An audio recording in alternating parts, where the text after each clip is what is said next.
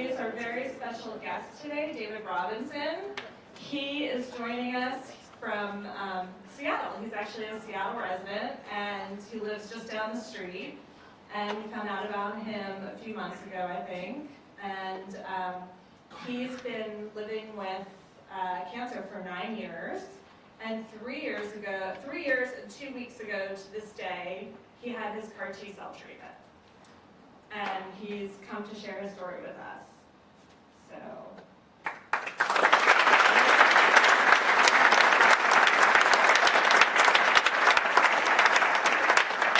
So we're going to try things a little differently today. And we're going to do Q&A style. And I'm going to kick it off. And then anyone who wants to ask some questions in a little bit can go ahead, feel free to ask. And we'll get started.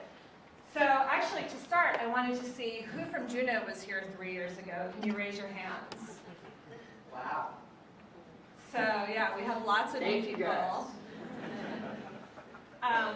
But do you want to kind of start off just telling us a little bit about what your life was like 9 years ago when you were 80 pounds heavier and just starting your journey? What was life like? I think I just reached that point in life where I was trying to become a real adult, and I was getting my bills in hand and working hard. And then I just gotten everything I think in my life paid off and started to save and do adult things, and then I got diagnosed with cancer. And that was pretty much it. Life was just normal like everybody else, I think.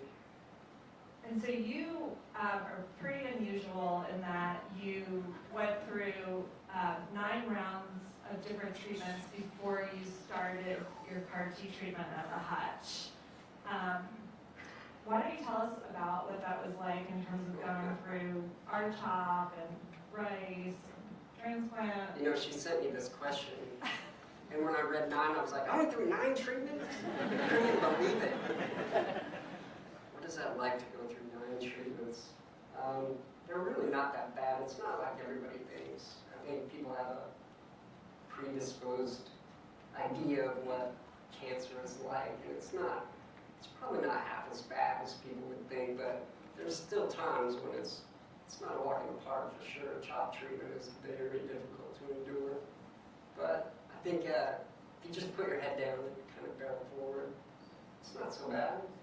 No. What was the worst part for you? CHOP, definitely. What about it? Oh, yeah, CHOP. What about it? I kind of want to explain it like I explain it to other people, so I'm going to do that. It's like, it literally feels like being poisoned. You get poisoned, and for 14 days, it almost feels like you're dying from poison. I can't explain that any better. That's what it feels like. And then for 14 days after that, you start to feel better. Just when you start to feel good enough, you're like, and you want to take a deep breath, and you feel good, and they hit you with it again. And then that happens 6 times over and over. Yeah, it's kind of crazy. So what brought you to the point where you considered CAR T therapy? Because you really were a pioneer. I think Mark was saying that you might have been less than one of the first 10 patients on the Maloney trial. Confirm 11. You were number 11. I was 11? Yeah. I thought I was like 23 or Well, something. the 11th NHL patient. In NHL, yeah. I don't think, there was no choice. I kind of read about it from the very beginning. I've always been interested in tech and, like cutting edge scientific research and that kind of thing. And I read about CAR T from the very beginning of it. So I knew enough that when it was offered to me, I didn't even think it was an option at first. I never thought about it. But then when they offered it to me, I was like, woohoo, I'm in. Let's do this. I didn't have any reservations about it at all. And I just jumped right into it. So I wanted to ask Mark to give a little color around what we were doing here at Juneau 3 years ago when David was about to start his trial. Well, thanks for the opportunity, David. Thank you for the opportunity too. Laura shortchanging you about 2 weeks, as I recall. You're 3 years and 2 weeks out from this. To answer Laura's question, and it actually gives some meaning to how long David has gone since his therapy without having a relapse.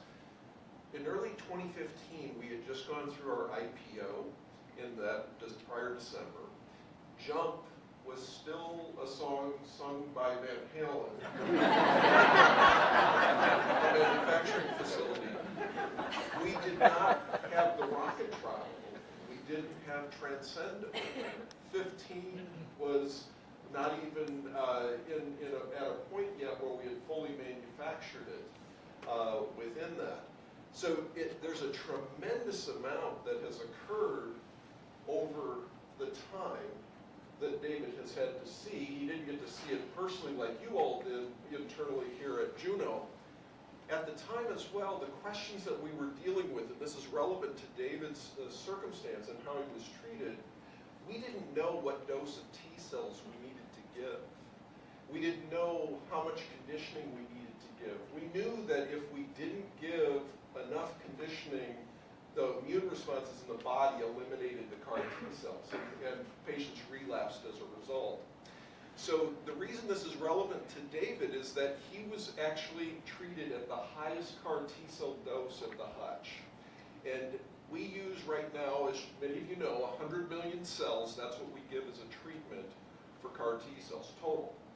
He received 1,500 million cells. Just think about that. Think about from the standpoint of refining dosing and getting that set up. He also received 3 times the dose of conditioning chemotherapy, sorry David,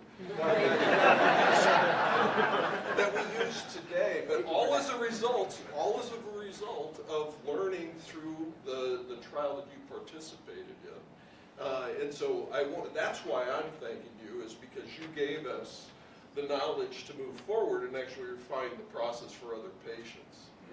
David also asked if other patients have benefited.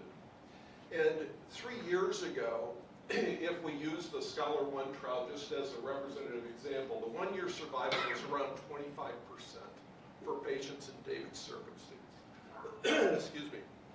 It's now, if you use the Transcend data set from ASH, around 75%. That is huge as a difference. So many have benefited, in my view, from that. So we're very pleased to have you here and hear more about your story. But that 3-year trek certainly has been helping us to achieve several different milestones as a company, but hopefully allowing you to see many extra days. You said you'd be back here in 5 years to tell us that you were 2 years more and 10 years after that. So good luck with all of that. Hey, I want to say something kind of powerful to you that I don't think a lot of people say. I asked earlier when I came in here if you guys use the word cure here a lot, and I was told that you don't. And I'm really good friends with a person who was on the ALL trial at Children's, and she was like the very first patient over Lindsay Conradi. And her and I have talked about it, and we both feel cured of our cancer, not just in remission, but we feel cured. And to me, that's like a really powerful thing to say, because doctors don't even say that. I mean, pretty much every doctor I know doesn't say the word cure. And I tell patients all the time, dare to feel like you're cured, say you're cured. At 5 years, 10 years, whatever. There's 10-year patients who've been cancer-free for 10 years that still think that their cancer's going to come back. And I'm like, you need to change the way you think, positive belief. You are cured of cancer. And I'm gonna dare to believe I'm cured of cancer. And if it comes back, I'll deal with it then. But at this moment, I believe I'm cured of follicular lymphoma. It's an interesting thing to think about. So take us back to when you actually had your CAR T treatment. What do you remember about it? There's corporate people here, so somebody owes me Billy Idol tickets. I had tickets to Billy Idol at the Paramount 2 weeks and 3 years ago today. And because I got my cells yesterday, 3 years ago in 2 weeks, I basically walked into the clinic like a zombie, and they told me, no, you're not going to Billy Idol, you're going to the hospital. I'm like, I've planned this for 2 months, people. They told me that I wouldn't go into the hospital for a week. I'm going to Billy Idol. They're like, no. Anyways, what was the question? Chemo brain. Do you remember getting your CAR T cells? I do remember getting them, and it was extremely anticlimactic. You sit in a room and you get an infusion, and then you go home. That was it. And then what happened?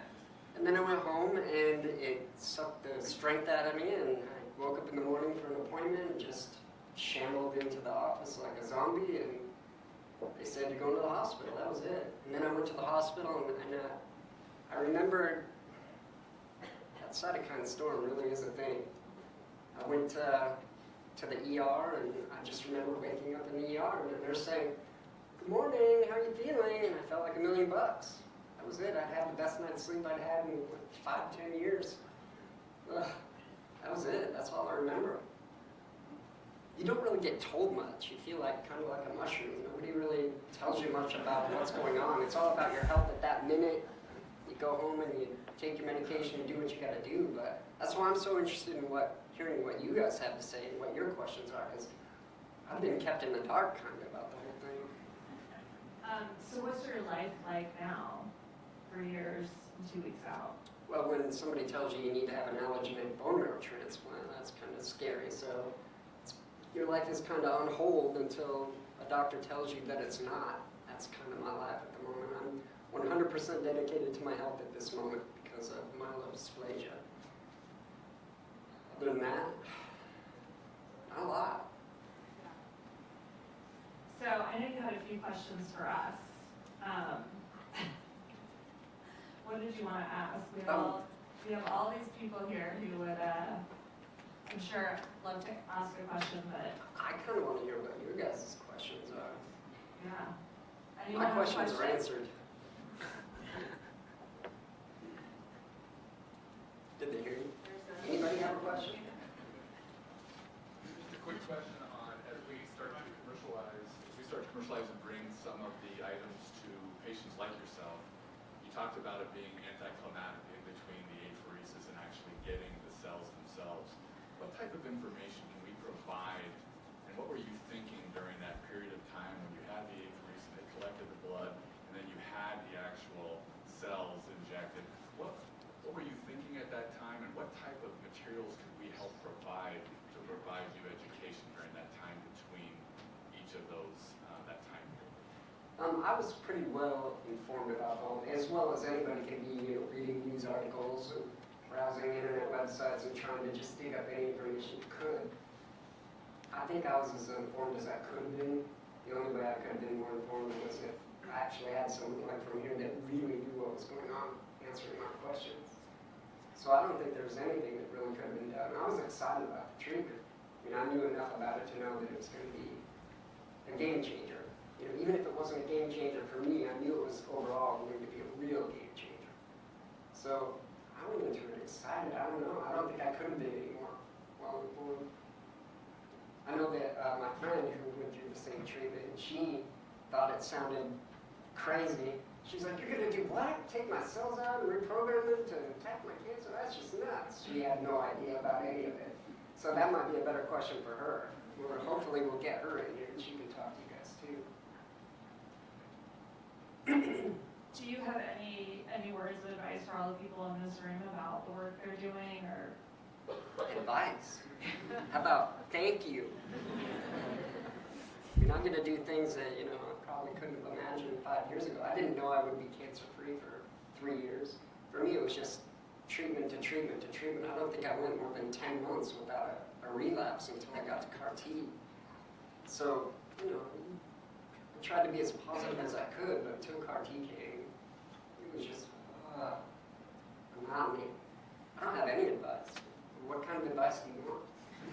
Work harder! When they asked me what I would say to you guys, I was like, I read all this stuff on the walls about, trying to inspire you guys to work harder, and I said, let's go get a drink. You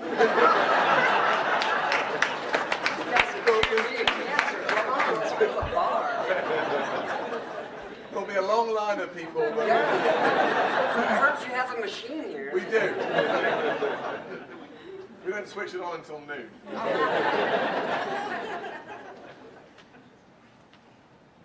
So I'm curious, kind of like to what Mark was saying, how cells were when you got your treatment 3 years ago to where we are today, how much they are in the news, how much promise there is that some CAR T-cell products have been commercialized already and are on the market. So what is it like for you as a patient who has gotten a CAR T-cell treatment in the midst of like how positive it has been? When you talk to people about your experience, you know, do you feel a little bit like a celebrity, like you were part of the beginning days? Or is it like, you know? As a matter of fact, I kind of don't like when people say to me, oh, you're an inspiration, oh, you're a fight. It weirds me out. I don't feel like an inspiration. Honestly, I always have thought to myself that, you know, if a dog wants to live, I want to live. I would have done pretty much anything a doctor told me at the beginning. Now I don't do anything the doctors tell me. But I would have done pretty much anything that was recommended if a doctor told me that I should have done it at first. And I still, you know, I try to, if they told me I needed to do something and I agreed, I would do whatever was required at this point still. I hope that answers your Yeah, question. I mean, I see you as an inspiration, just so you know. Thank you. Well, don't.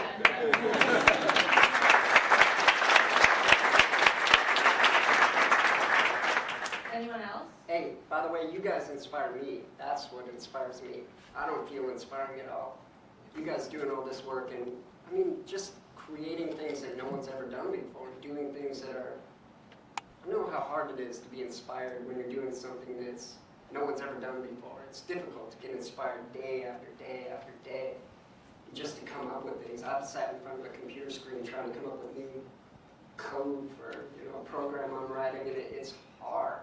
Like, to really be inspired to do something that's beyond what others have done is a difficult thing, and that inspires me about you guys. So David, first, thank you for coming out, for talking to us. You mentioned your friend who's also a survivor, that you talk to them frequently. Have you talked to any patients who have been approached about CAR T therapy or that are in the same situation you were years ago? Yeah, one this morning, actually. Can you share a little bit about what that discussion's like on their end, and also to what your advice was to that person who would be? My advice is the same for everybody going through cancer treatment, and that's don't worry so much. I think worry kills more people than cancer does. Worry is a horrible, horrible thing. I tell them to just calm down, take it as it comes, put your head down, and do what needs to be done. The hardest part, I think, is most people going to cancer with no idea what's going on. And I probably shouldn't say this in front of a bunch of doctors and stuff, but they blindly believe everything they're told when they go into cancer. And I think a lot of patients don't take their treatment into their own hands and really aren't as concerned with their own treatments and, you know, care as they should be. They just blindly trust, and that's a hard thing to get through. It takes a lot of experience to really get to the point where you start making decisions for yourself based on your own health. And I don't know, I'm trying to make a point. I'm not sure where I'm going with it, but I wish there was more like learning that could be done or teaching that you can do in a hospital setting to help people get through that and to learn a little bit more about their own health and take that into consideration. Did I answer your question? Yes, it's great feedback for us. Yeah. Anyone else? Yeah, I have a question. You're mentioning talking to other patients and getting in contact. What mechanism allows you to do that? Is there a support group? Yeah, I'm on Are you a. working through an organization and maybe something we could support, or, you know, just tell us a little bit about how you find that support group. I'm on a follicular lymphoma Facebook group, and people just post on there all the time, and it's kind of a voluntary thing. We try to be helpful to each other. You know, people who have experience help people who are brand new to it. That's it. I haven't gotten involved in anything formal or anything like that, but I do kind of enjoy trying to give advice to people who are new into cancer, especially people who are going through T-cell now. I tell them, go for it. It's totally worth it. We have one last question over here. Hi, thank you so much for sharing your story, and I love your perspective about, I think it's really important to hear the patient journey and what it is like before you get to CAR T. And it's so interesting to hear you say that like chemo is no big deal. But Oh, it's a big deal, but. right. But for you personally, I think it's the way you approach life. It sounds like. So I wanted to hear a little bit about. I wanted you to kind of walk us through some of your photographs that we're looking at, and like tell your story through the photographs. And then I also wanted to hear two things. You know, when you're looking at the like potential side effects before you get R-CHOP, you don't really have a choice, like you said. You're like, I'm going to do this. I'm going to get this, right? Were you ever concerned about the consent form with your CAR-T protocol? Like, did you ever ask, like, doctor, are you sure about this? Like, did you ever consider not doing it based on, like, was it overwhelming? Once you sign your life to something that says may cause instant death another time, it just becomes second nature. You know?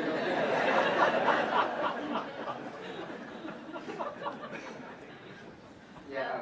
And then, I still want to hear your picture story, but my final question is, what was it like, the window between getting your cells apheresed and sent off, and then waiting for them to come back? Like, what was it like waiting? Waiting? I don't know. I've never been a big worrier. Like, as a matter of fact, I never have really sweat small things in life. So it's been easy for me. Waiting's never hard for me, because I don't sit around and wait for things to happen. I go out and enjoy life and stuff around it, you know. So when things happen that are bad, I don't get down like some people do.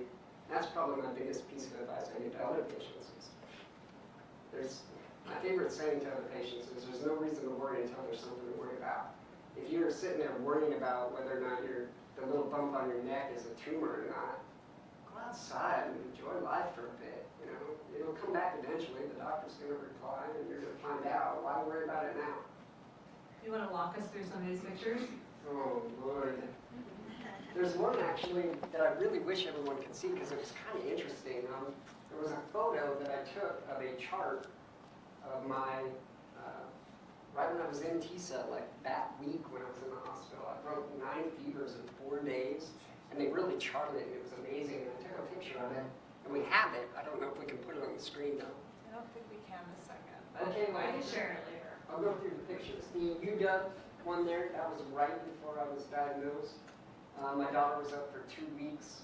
I was the only employee at our company that got time off work because when I was hired on, I said, my daughter comes up during the summer every year for 2 weeks, and they said, well, we don't give time off during the summer. I was like, oh, well, I guess I'll quit, and you can earn me back if you want to do that.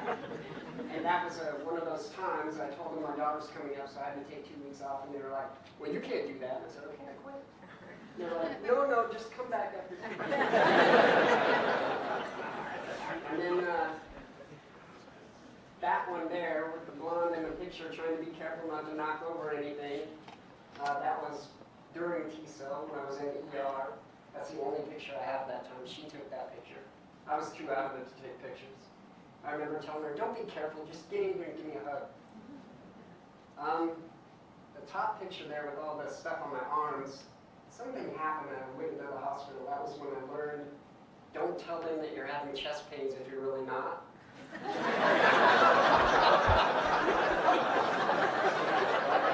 said, I'm kind of having a little bit of chest pain, but I knew it wasn't a heart attack or anything, but they didn't know that. And I stuck my arms out like that because I was looking at all the needle pokes that I got. I'm going, that was dumb, I'm never saying that. That picture there was after a transplant. That was the day after transplant, I believe, 5 years ago. I had skin lymphoma on my head. You can see the little like red dots on my scalp there from it. And that transplant really knocked that out of the park. And I'm glad it did too, because that was annoying. Having little red bumps all over your face and all over your scalp. I have them on my shoulder and my chest and a little bit on my arms. This is me with Lindsay Conradi, patient number 1. She was doing a speaking engagement here in Seattle. That was the first time I'd ever met her. And that's me with my daughter there before, I think it was right as I was, first year after I got diagnosed. And that's my dog. He helps me through cancer. He keeps me active. When I'm not feeling good, I have to get up and walk him. He's so annoying. He's needy. But that's it. are all the pictures. Great, well, thank you so much. It's a real privilege to have you here. And here's a little Gina.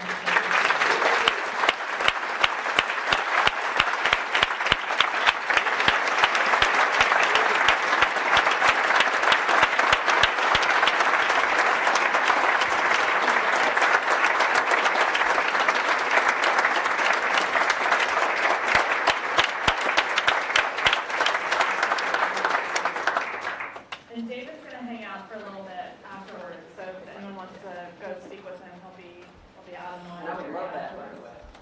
You guys are welcome. Any questions you got, I would love to answer.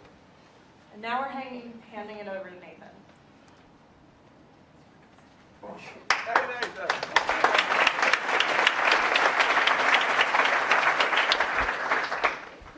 Can we give one more hand to David for coming? I never really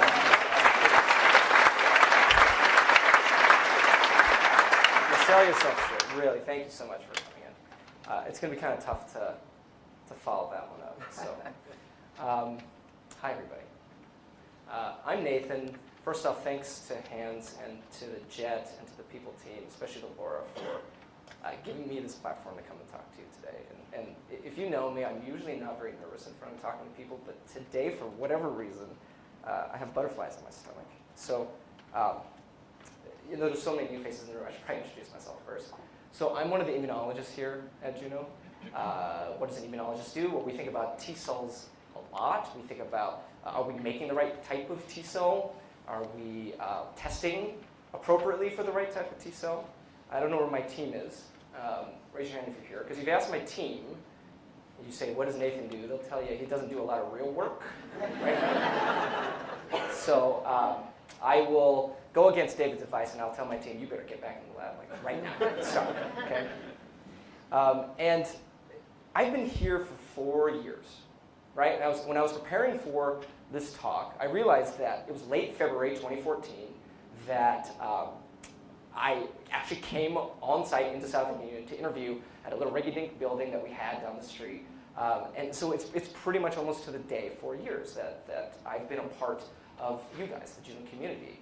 And there's a few of us who are lucky enough to have seen this either at or near the inception of this company. And to the hundreds of people that are in this room and who are on the phone or that are at home that are listening in, the reason I'm here today is actually to talk about you guys. I'm here to talk about the fact that there's a lot of change going on and that we've had a lot of internal discussions on who we are as a people, right? And it's kind of hard to listen because from the standpoint of where I'm standing and where my family's standing, you all are amazing. This is the most special group of people I've ever had the pleasure of professionally interacting with, and we are so happy that the Juno family is a part of our family because you guys helped us through some really difficult times in our lives. I'm going to tell you about that story. But to tell you that story, I need to tell you a different story because we have a special guest. It's my daughter. Her name's Elia. She's here today. She's in the front row with my wife, Jenna. Sorry to call attention to you guys. So when I started at Juno, Elia was 6 months old. She was a baby. I had barely taken any paternity leave at my previous job, but I thought, there's this little company here. I don't know. This is kind of special. And Jenna and I talked about it. I was like, look, we're going to roll the dice. We're going to see what happens. And fast forward a few years later, this is Ellie on Mother's Day, 2017. A few months, or what, 10 months ago, right? She's 3 years old here, and we really like this picture. You guys have probably seen this picture a lot. This picture tells you everything you need to know about Elia. It really does, okay? So number one, she is a fashionista. She dressed herself. So ladies, if you think, can I rock the polka dot sunglasses, the striped sundress, and those boots, those are pink cowboy boots that light up. Oh, you can do that. You can tell me. Okay. And then the second thing you should know about Elia is that she looked good, right? Okay. This little girl, right before this picture was taken, we had a parent-teacher conference, and the quote was something to the effect of, she definitely doesn't lack in confidence. And then she followed up with, her teacher said, you better nip it in the bud because there's going to be a problem when she's 13 years old. Okay, so, and I honestly, I don't know where she gets it from. It's probably her mother. It's definitely not me. So, the thing about Elia is, when this picture was taken, life was good. It was a little too good, right? And I don't know if some of you guys feel this way sometimes when everything's just in place. And you're just kind of wondering, like, when is the other shoe going to drop, right? Things are just going a little too well. And especially with Elia, because she was the kid that we never worried about. Zach, our son, he's not here so I can say this, right? Like, he used to get sick all the time, and he would fall down, and he'd cry. You know, all the men, we're frail in the Yee household, right? But not the women. The women are Amazonians, and she never got sick. Nothing could faze her. And she had this smile on her face all the time. And so it was really weird. A couple weeks after this picture's taken, she gets her first ear infection. She goes into amoxicillin, doesn't really go away, right? But it's not that atypical, right? There's a 3-year-old. They're going to get sick. And then all these other little things start happening, and our radar is going off. And before you know it, we're rushing off to Seattle Children's. And so this is what it's like, and you can't make this up. This is Father's Day, 2017. This is just a month later. This is a pretty intense picture for us. It's actually kind of hard to watch because this is basically when our lives it just completely flipped upside down. So let me walk you through what this picture is. So there's Elia right there. She's asleep because she had been up all night post-surgery. It was a pretty terrible sort of intake experience and everything. And we're at the 7th floor of the Forest Wing in Seattle Children's. And there's all these different providers in the room, okay? There are pharmacists and nutritionists and dietitians, and there's fellows and there's residents. And right there, with his hand on his chest, is Dr. Todd Cooper, who's Elia's oncologist. And what that means then is that I'm here to tell you that my kid has cancer. That was the weekend we found out that actually Elia was diagnosed with CD19 positive B-cell acute lymphoblastic leukemia, B-ALL. I'm going to let that sink in for a second. Because that should look really familiar to everybody in this room, right? That, in adults, is exactly what we were targeting in JCAR 15. There's a small cohort in JCAR 14, and with Celgene's help, we are going to continue tackling this in pediatrics and the rest of the world. We're doing that today. So I think you guys will appreciate that. When we got this diagnosis, there was a moment where we kind of sat back and said, this is, like the cancer gods have this weird, ironic, twisted sense of humor. Because I work here, right? We are a B-cell malignancy company. We're thankfully expanding into other indications, but that was our core competency for a really long time. So when a clinician comes to you and says, I have very difficult news, your daughter has B-cell leukemia, your brain can't even really process it that much. And I want to tell you something too, which is that cancer isn't new to us. By us, I mean Jenna and myself. Jenna, in a previous life, she worked in oncology clinical trials support. So she's seen non-small lung, she's seen breast, pancreatic, you name it. She's seen it all. She's seen the patients, she's seen what's done to them. Because I've worked here with all of you side by side, I feel like I have a pretty good idea of what cancer's like. I mean, I've been doing this for a while now. And so, academically and professionally, we thought we understood it, right? Not at all. We didn't at all, right? So, and actually, let me take a step back. This face here is really just an indication of how stoic Elia has been throughout this entire process. And I would never presume to tell you what was going on through her head when she wakes up and she has this portacath in her chest. And she's saying, Daddy, let's go home. And we're saying, honey, no, I'm sorry, we can't go home. And she's wanting to know why people are injecting stuff in her and why she's getting all this stuff in her mouth. And it's hard, right? She's 3 years old. She has no language to understand that we are doing this to save her life. And so what we hope, though, is that she'll be here 10 years from now, 15 years from now, and she'll have this microphone, and she will tell you what that story is, okay? So the best we can do, the best that Jenna and I can do, is to give you an idea and a vignette of what it was like as her parents when someone tells us that your kid has cancer. And it's pretty much abject terror. And this is the part of this talk where I struggle with a lot, because I usually have words to describe what I'm feeling like, but there are almost no words in the English language to explain what this is. And those of you, I'm not the only one in this room I know that has had loved ones who have been impacted by various different types of cancers. And if you've had a kid that's impacted, there's a special, I don't know, it's a je ne sais quoi. There's a hollowness, there's an emptiness, there's this black hole of emotions that I can't even, I've tried for a week to figure out what the words are, and there's no way to describe it other than it's just nothingness. You're on automatic mode. You are surviving day to day, minute by minute, and you need to save her life, and you need to save it now. And like David told us, you basically sign your life and you just put your trust in the hands of people who know better than you. And despite all of our training and everything we knew, nothing. Blank. When they told us what it was, 20 years I've been working on immunology, I couldn't tell you what a B cell was. It was just, the 72 hours after that was just the hardest moment of my life. And afterwards, for the last 8 months in frontline therapy, it's gotten a little progressively easier, but just to give you an idea of what it's like in the upper left-hand corner, that's sleepy room.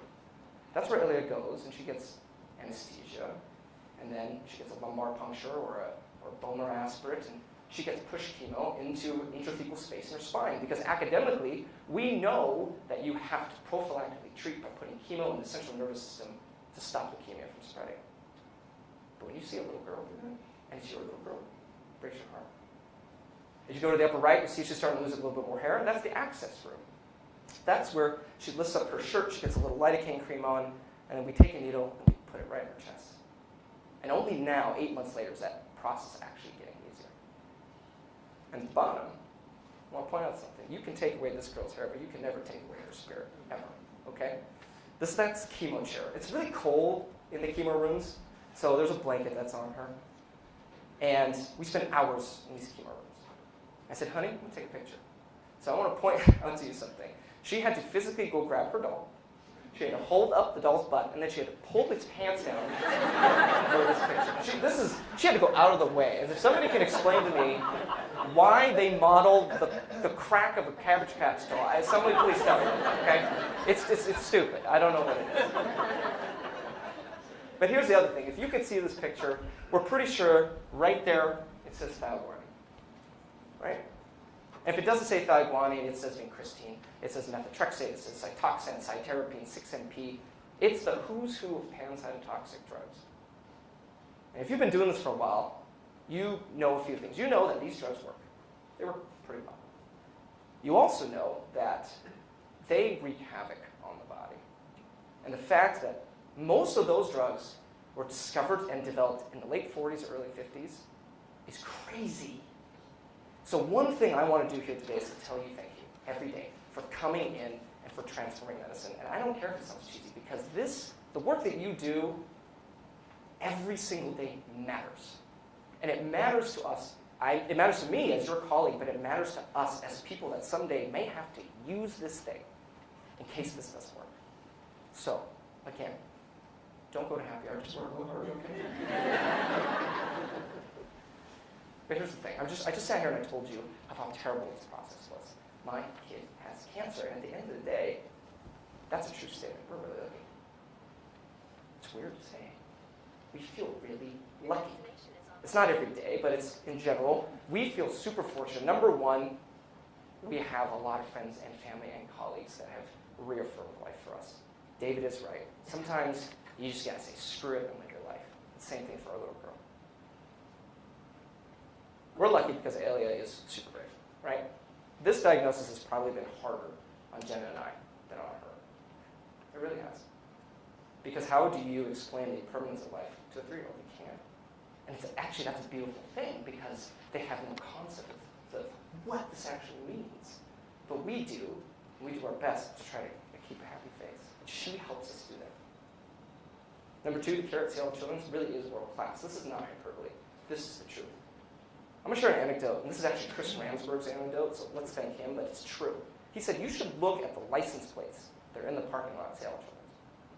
If you have a kid with leukemia or lymphoma, you want to come here. And we just happen to live in this geographic circle where we didn't have to move our children. We didn't have to move our family.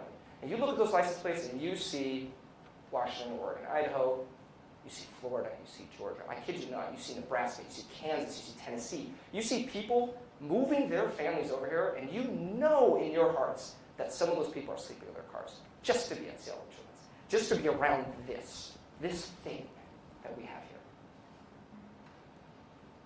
The other thing is Ellie's okay. She is what we call standard risk BALL. It's pretty much like textbook BALL, and some of the clinicians will correct me if I'm wrong, but basically she went into a deep MRD negative remission at one of the earliest time points that you could have. And for her, that means her prognosis is really, really great. And we're so grateful. If there was a plank of wood, I would just keep knocking on it right now, right? She feels good. We finished frontline therapy. We're now in long-term maintenance. We have 18 months to go where she takes a pill. So we're not done yet, but hopefully the worst is over. We're going to have years and years and years of worrying about relapse, of course. But in terms of the acute treatments, hopefully we're past. And finally, I knew this was a very long way of getting back. We're lucky because we have you. And I am dead serious when I tell you this. You guys went to the mattresses for us. There are a lot of millennials in this room who may not know this phrase, okay? It's a little tiny movie called The Godfather, okay? There's Clemenza and there's Sonny. And basically, you guys went to war for us. You did. And we want to thank you. And this is us, right? Here's the employee wall. I love this picture. Just Weinstein took this picture, but you can go upstairs and you can take a look at this for yourself, right? And what this picture tells us, right? Every single one of us sat in front of a Polaroid camera and they took that picture. And we have these tasks that we do every single day, and if you take a step back, we as a whole, we're greater than the sum of its parts, right? We've made, over the last 4 years, the impossible possible. And you guys really went to bat for us during Frontline. Let me just give you an example of what you did. When Elliot was diagnosed, I texted a few people. Tina's one of them, Nick's one of them. Everybody that I knew that had any connection with Children's, I texted, and they called. And Hans called, and the other executives called. And everybody just kept calling and calling and calling. They called everybody at Children's. They called Mike J. Mike J. called so-and-so. Pretty soon, and I know some people felt the same way, people were coming to us and saying, like, who are you people? Like, how do you know these people? And we thank you for that. We don't know if it helped, but it definitely didn't hurt. And then Ruth and Ruby and Katie Husky, they got a meal train together, and you guys cooked for us. You dropped off lasagnas. You dropped off really delicious noodle dishes. Mel Pickett has a second career in goulash. I don't know where Mel is. It's really incredible. Like, oh my goodness, we should kick those food trucks out because there's a goulash food truck right there. Right? And you knitted hats, and you sent gifts to the hospital. You sent gifts to our house. You wrote cards. You made posters. You basically made it feel like we weren't so alone. And we want to thank you for that. And one final thing you did was you created fundraisers and you donated. And that money got us through some really tough times. With that money, we were able to bring aunts and uncles, grandmas, grandpas, cousins over to our house to stay, to pay them for their time, to get our house cleaned, to make sure that Zach, our son, was able to be picked up and dropped off from school so that he could actually have a normal life. And so in the spirit of all of that, we want to distill all that kindness that you showed us, and we want to pay it forward. I'm going to just take a brief aside and talk to you about something, though, because the symbology I want to point out is important here. So just as we as individuals come together in this little tiny building, right, and we do something special, there's this really sort of tactile thing as part of Elliot's treatment. These are beads, but they're called beads of courage. And it's this program that for every time she gets poked and every time she gets chemo and every time she goes under anesthesia, she gets a tiny bead. So every time we go, we get 2 or 3 beads. And they're kind of just beads, right? But we have hundreds of these things, and when you string them together, there's a weight. There's a literal weight, and there's this metaphorical weight of this journey that we've gone through. So we're really leaning into this bead thing, okay? I'm not going to be subtle about it. And in honor of everything that you guys did, I am so happy that we can announce today the FC Community Campaign to support the LAE High Risk Leukemia Research Fund at Seattle Children's. So there's a lot here. I'm going to unpack it. So thanks to the help of Juno and all the supportive people here, we have launched the FC Community Campaign as a fundraising initiative to support the High Risk Leukemia program at Seattle Children's. Okay, so those of you who know about Seattle Children's, they have a mandate where they will treat every kid regardless of their ability to pay. The truth of the matter is that most of the kids in this program, this high-risk program, they don't have a Juno to back them up. They don't. I don't know if I told you this, but Elia's standard risk, the only thing that's separating these kids from Elia is just a bad draw in the program biology. That's it. It's bad luck. And we want to do more, and we think we can do more. Why do we think this is important? Let me tell you. These high-risk kids, when we see them, they're our friends. They are preparing for transplant. We see them post-transplant where they're in the hospital for 90 days straight, right? With high-risk leukemia patients, they are more refractory to treatment, they have higher rates of relapse, and they will likely need a stem cell transplant as part of their treatment. And I think what's really personally touching, and maybe professionally touching too, is that these are some of the same patients that make up the cohorts of individuals that we are targeting with CAR T therapy, right? Real quick, we met a kid. Took the team out to Ronald McDonald House to do a fundraising event. And his mom started a conversation with, my son just got his T-cells. I kid you not, that kid just got his CAR T-cells, right? It's a small community, and it's a community that needs a lot of help. And at Seattle Children's, I know some of you know this, but Seattle Children's is actually really uniquely positioned to support this because, and I'm going to tell you something, you're going to think this is crazy, but it is the only program in the country of its kind which integrates a multidisciplinary care team, right? So if a high-risk patient comes in, you have providers from leukemia and transplant, cardiology, neurology, diagnostics, all working together, sharing data in near real time, physically being in the same space so they can make really quick decision-making or have really quick decision-making. And if it seems like that, it should be obvious. It should be, but it's not. And Seattle Children's is leading the forefront of this. And specifically how the FC Community Campaign and the LAD Fund will help is actually support specifically for next-gen molecular sequencing. And if you're not in the lab, basically it's a technique by which we can look at the most innate building blocks of a person's genetic code.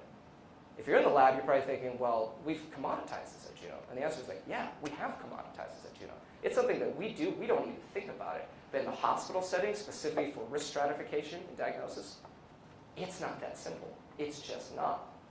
And there's a barrier to entry at the hospital. Some of it's financial. The other of it is actually convincing people that the correlations are true, and the correlations really are true, that if you can find specific alleles, map it against certain treatment paradigms, you can kind of predict outcome. We want to fund that for high-risk patients, and we want to pave the way for more targeted care.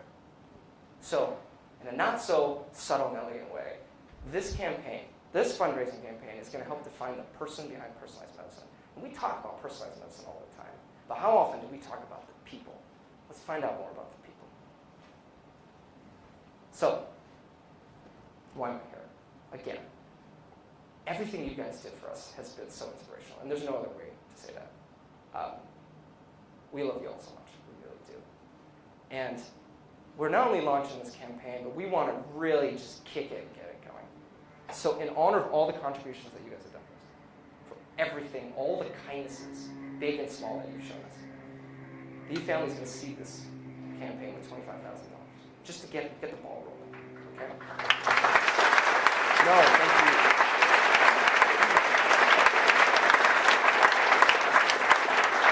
You may not clap when I tell you the next part, okay? Because we're coming hat in hand. We're going to ask for your help one more time. We need your help. We have a very unique opportunity right now where if we, our family, can get your help for an additional $25,000. This is a magic little dotted line there. If you carry the two, you do the math, $50,000. If we combined can raise $50,000, the Jack McDonald Trust at Seattle Children's has agreed to actually match our donation, that $50,000, with another $50,000. So that original seed donation of $25,000, we can quadruple it like that, instantly. And this has a meaningful impact to dozens and dozens of kids, molecular sequencing, that we could potentially change their lives on, to give them the best care possible. Now, this is just one milestone. We're going to follow up with some more details of how you can make a pledge after this. This is Juno, Think Big, Be Brave, Deliver. We're not going to stop here. I'm not allowed to tell you what I think our fundraising target should be. There's a lot more zeros, let's put it that way. And in case, I don't know, if in a month some of you are looking for tax-deductible donations, I got a guy. But until those details come out, we're going to hope they come out later on this week. If you have any questions beforehand, please reach out to myself, any one of the people team, especially Laura. We can connect you with the right folks. So thanks for making it this far. I wanted to end this talk on a positive note. This is what Elliot looks like today, in case you can't see her. And she's doing great. That's Elliot with her American Girl doll, Elliot. Turns out that even if you don't get hair on an American Girl doll, it's still just as expensive.